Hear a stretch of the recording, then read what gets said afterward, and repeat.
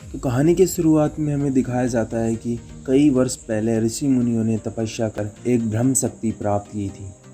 वह शक्ति जब पृथ्वी से टकराई थी, जब कई देवास्त्रों का जन्म हुआ था, जैसे अग्नियास्त्र, जलास्त्र एवं पवनास्त्र, साथ ही कुछ पशु पक्षियों से बने अस्त्र, जिनमें सबसे शक्तिशाली अस्त्र था ब्रह्मास्त्र।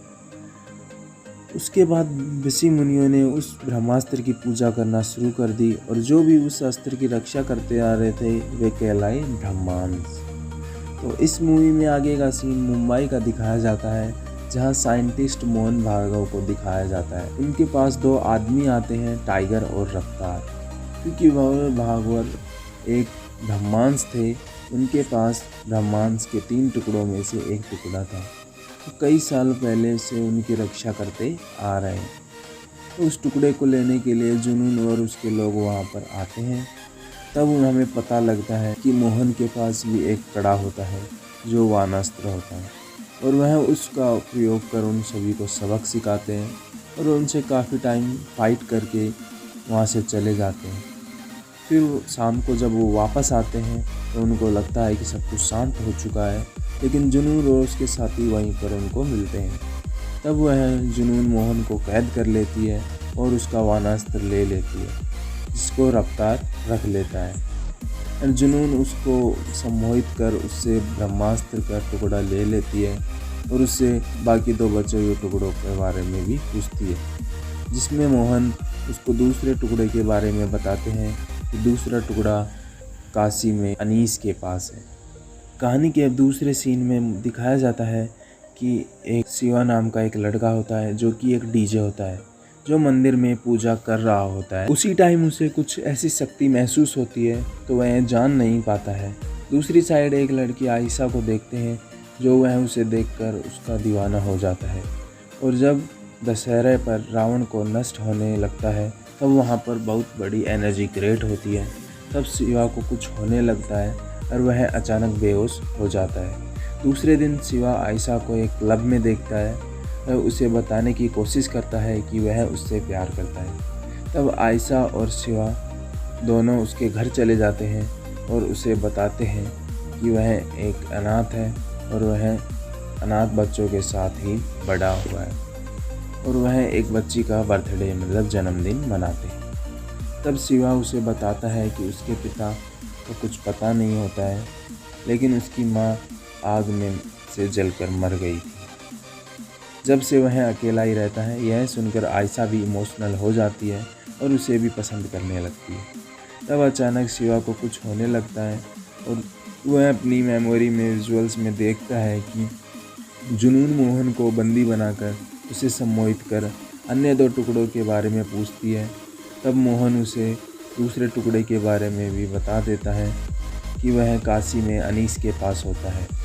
उसके बाद जैसे ही वह शिवा उसे रोकता है, लेकिन जुनून को ऐसे इतना पता लग जाता है कि जो तीसरा टुकड़ा होता है वो गुरुजी के पास आश्रम में होता है, लेकिन उसे आश्रम का पता नहीं होता है। तब मोहन को वह अगेन टॉर्चर करती है, लेकिन मोहन टेरेस से कूदकर सुसाइड कर लेता है, क्योंकि वह जुनून उससे सच ना जान पाए।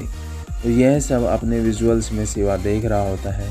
तब शिवा आयशा को बताता है और वह उसे वहाँ घर छोड़ आता है। तब वह उससे अगले दिन सॉरी बोलने के लिए जाता है और यह काली देवी की पूजा कर रही होती है। तब शिवा एक न्यूज़पेपर को देखता है, जिसमें लिखा होता है कि फेमस साइंटिस्ट मोहन भार्गव की सुसाइड से मौत हो चुकी है। लेकिन शिवा सच जानता था कि जुनून व उसके साथियों ने के कारण उसका मर्डर हुआ है, और अब वे अनीस के पास दूसरा टुकड़ा लेने के लिए जा रहे हैं। तब शिवा आयशा को सब कुछ सच बता देता है और वह अनीस के बारे में भी जानने लगती है। तब आयशा को याद आता है कि उसने यह नाम पहले कहीं तो सुना है। तब वह अनीस को गूगल पर सर्च करती है। तब उसे पता लगता है कि अनीस एक फेमस हेरिटेज आर्टिस्ट है, जो कि काम के सिलसिले में काशी गया हुआ है। तब शिवा व आयशा अनीस को बचाने के लिए काशी पहुँच वे नदी में नाव के बीच में देखते हैं कि शिवा के हाथ में आग लग जाती है, वह जलता नहीं। और यह बात जब वह आयशा को बताता है कि बचपन का उसका आग से एक रिश्ता है, इसकी वजह से आयशा उससे नाराज़ हो जाती है और कहती है आखिर शिवा क्या है, उससे मुझे यह बात क्यों नहीं बताई। तब आयशा को वह मनाने लगता है और उसे आई लव यू बोलने वाला होता है। तभी सीढ़ियों से वह फिसल जाती है और जुनून आकर उसका पकड़ लेती है। तब शिवा जुनून को देखकर यह समझ जाता है कि पक्का वह अनीस को मारने ही आई हुई है। यह देखकर शिवा अनीस को ढूंढने लगता है। तभी शिवा को ऊपर रफ्तार लटका हुआ दिखाई देता है। क्योंकि उसने मोहन का वानास्त्र रख लिया था, तब उसके अंदर शक्तियाँ आ चुकी थी और अनीस को मारने के लिए उसके पीछे जाता है। तब शिवा भी उसको फॉलो करता है। फिर आयशा रफ्तार के पीछे आकर उसे बातों में उलझा लेती है। तब शिवा आयशा को वहाँ से ले जाता है। फिर रफ्तार भी आयशा को मारने के लिए जाता है और शिवा व रफ्तार के बीच में फाइट होने लगती है। वानास्त्र की शक्ति होने पर शिवा उसे हरा नहीं पाता और रफ्तार शिवा को मारने के लिए बुलेट चलाता है। तब बीच में अनीस आ जाता है और वह अपने ऊपर ले लेता है। तब हमें पता लगता है कि अनीस के पास नंदी अस्त्र होता है, जिसमें हजारों नंदियों की शक्ति होती है। फिर अनीस अपनी पावर को शिवा को लगता है और जुनून भी वहां आ जाती है। फिर अनीस अपनी पावर से जुनून को हरा देता है और वहां से भाग जाते हैं। तब अनीस शिवा को बताता है कि उन्हें किसी भी हालत में दूसरे टुकड़े को गुरुजी तक पहुंचाना। तब अनीस शिवा पर विश्वास कर उसे आश्रम का पता बता देता है और अपनी पावर से अपने घाव को ठीक कर लेता है। अनीस वह अपने विजुअल्स की पावर्स में वापस देखता है कि जुनून और तीनों टुकड़ों को पाना चाहती है और शिवा को यह पता लग जाता है कि वे किलर ऊपर से उनको देख रहे होते हैं। जब आयशा शिवा को ब्रह्मास्त्र का टुकड़ा देकर गुरुजी के आश्रम में ले जाने के और वह जुनून व उसके साथियों से लड़ने के लिए चला जाता है। वह अपने नंदी अस्त्र को एक्टिवेट करता है और उनके ट्रक की हालत को ख़राब कर देता है। टाइगर अनीस पर बहुत गोलियां चलाता है, जिससे अनीस काफ़ी कमज़ोर हो जाता है।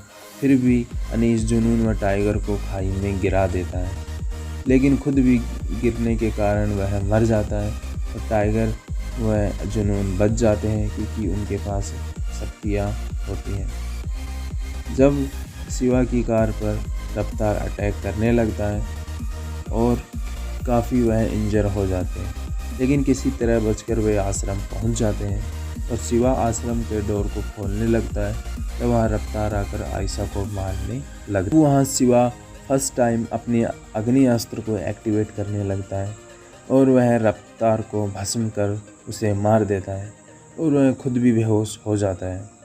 उधर जुनून अपने देवता ब्रह्मा देव के पास आती है और उन्हें कहती है कि जल्द ही वह ब्रह्मास्त्र के बचे हुए टुकड़ों को जोड़कर एक कर देगी और वे वापस आज़ाद हो जाएंगे, लेकिन उसके लिए उसे उनकी शक्तियाँ मांगती है जिससे वह यह काम पूरा कर सके। दूसरी तरफ गुरुजी को दिखाया जाता है और वे देखते हैं उनके दो ब्रह्मांश मोहन और अनीस मारे गए हैं।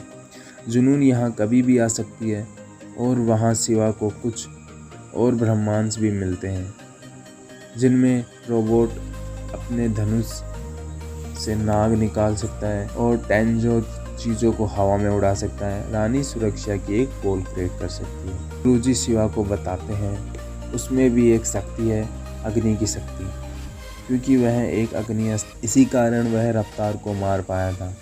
पर शिवा को यह कुछ नहीं चाहिए होता है। वह ब्रह्मांश के टुकड़ों गुरुजी को पहुंचाकर वहां से जाने लगता है। तब गुरुजी उसे बताते हैं कि वह आग से इसलिए जुड़ा है क्योंकि उसके पिता एक ब्रह्मांश थे और उसे अग्नियास्त्र वरदान में मिला था। फिर गुरुजी कहते हैं कि यदि तुम्हें अपने माता पिता के बारे में जानना है तो तुम्हें यहीं रहकर अपने अस्त्र पर कंट्रोल करना सीखना। शिवा यहाँ रहने के लिए तैयार हो जाता है। आयशा शिवा का सामान लेने के लिए कुछ आदमियों के साथ शिवा के घर चली जाती है और शिवा जुनून के मकसद के बारे में गुरुजी वहाँ सभी को बताने लगता है। वहाँ शिवा एक नाव को देखता है जिस पर अमृता लिखा हो, उसके बारे में वह उससे बात करते हैं। उधर जुनून ब्रह्मदेव की शक्ति से गांव के काफ़ी लोगों को सम्मोहित कर अपनी एक सेना तैयार कर ले। तब शिवा अपने विजुअल्स में देखता है कि टाइगर शिवा आयशा को मारने के लिए उसके पास पहुंच जाता है। जहाँ टाइगर के पास नंदी अस्त्र होता है जो कि उसने अनीस से लिया था। वहाँ गुरुजी के कई लोग भी उनके पास जाते हैं और टाइगर के आगे वे टिक नहीं पाते हैं। यह देखकर शिवा आयशा को कॉल करता है और वह उससे पूछता है, तब वह बताती है कि वह ठीक है। आगे गुरुजी शिवा को अपने पावर्स की कंट्रोल करने के लिए कहते हैं, लेकिन शिवा आग से काफ़ी डरता है क्योंकि आग से उसकी माँ की मौत हो गई थी। तब गुरुजी उसे आग से अपना रिश्ता बताते हैं। फिर वह आग पर कंट्रोल कर सीख लेता है, लेकिन वह बिना ज्वाला के अस्त्र का यूज़ नहीं कर पाता है। तब गुरुजी उसे एक लाइटर देते हैं। फिर एक आदमी वहाँ आता है जो शिवा पर हमला करने लगता है क्योंकि उसने गले में एक पत्थर का टुकड़ा बंधा होता है जिससे जुनून ने उसे दिया था।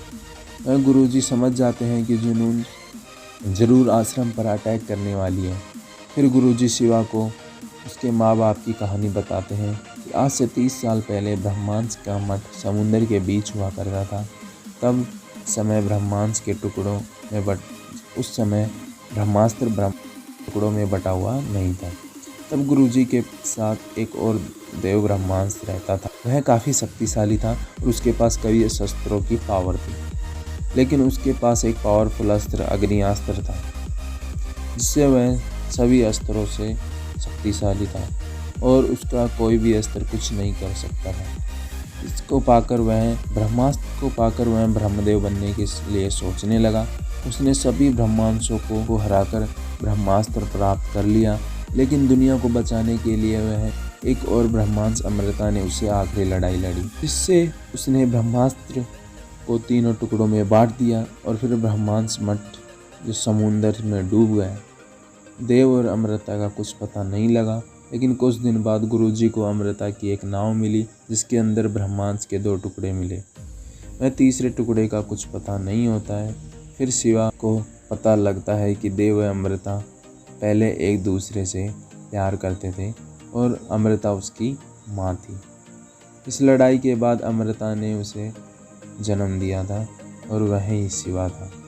फिर वे देखते हैं कि जुनून अपने लोगों को कहती है कि कैसे भी उन्हें गुरुजी के आश्रम को ढूंढना होगा और ब्रह्मास्त्र के टुकड़ों को प्राप्त करना। अब शिवा उस लॉकेट को पहनता है जिस आदमी ने उस पर अटैक किया था। तब वह लॉकेट को पहनने के बाद उसमें देव का अपीयरेंस दिखाई देने लगता है और वह अपनी ओर खींचा जा रहा था। जुनून को शिवा व गुरुजी के बारे में यह जब पता लग जाता है क्योंकि जुनून के पास भी सेम ऐसा लॉकेट था। फिर गुरुजी जल्दी से उस पत्थर वाले लॉकेट को निकाल देते हैं एंड वो शिवा वापस नॉर्मल हो जाता है एंड वापस वे आश्रम आ जाते हैं और आयशा भी आ चुकी होती है और गुरुजी को शिवा के सामान में एक शंख मिलता है। बताते हैं कि यह एक मायास्त्र जो कि अपने मालिक के खून से ही ओपन होता है। तब शिवा उस शंख पर खून की कुछ बूंदें डालता है। तब वह शंख एक डिब्बे में कन्वर्ट हो जाता है। बॉक्स में उसे तीसरा ब्रह्मास्त्र का टुकड़ा भी मिल जाता है। अगले दिन जुनून आश्रम पर अटैक कर देती है और वह गुरुजी को बंदी बना दिखाता है और वह जब जुनून उसे लेने आती है तो शिवा अपनी पावर से चारों ओर आग लगा देता है। वह जुनून के लोगों से लड़ने लगता है। यहाँ हमें शिवा का पावरफुल रूप देखने को मिलता है, लेकिन जुनून के पास भी जल अस्त्र की शक्ति होती है जिससे उसकी हेल्प से वह उसे रोक पाती है। शिवा को मारने लगती है। तब वह शिवा बाकी साथियों से जुनून पर अटैक कर देता है और काफ़ी टाइम फाइट चलते रहने के कारण आयशा व टेंगो बाकी 2 टुकड़ों को लेकर पहाड़ी पर चले जाते हैं। जुनून उनको मारने के लिए उनके पीछे जाती है और शिवा भी उसे बचाने के लिए वहाँ जाता है। तब शिवा अपने अग्निअस्त्र को एक्टिवेट करने लगता है, मगर जुनून देव की पावर्स के कारण शिवा को रोक देती है और फिर टाइगर व शिवा की फाइट होने लगती है। दूसरी तरफ जुनून आयशा से उन टुकड़ों को प्राप्त करने लगती है, लेकिन टेंगो उसे खाई में गिरा देता है, लेकिन जुनून वापस आकर टेंगो को मार देती है।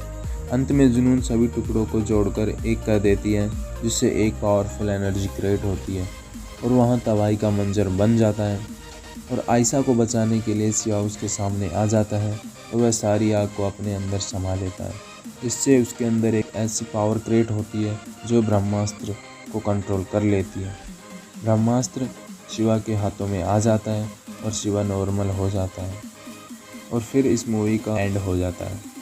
और नेक्स्ट पार्ट में हम देखेंगे कि ब्रह्मास्त्र के जुड़ने पर देव आज़ाद हो चुका था।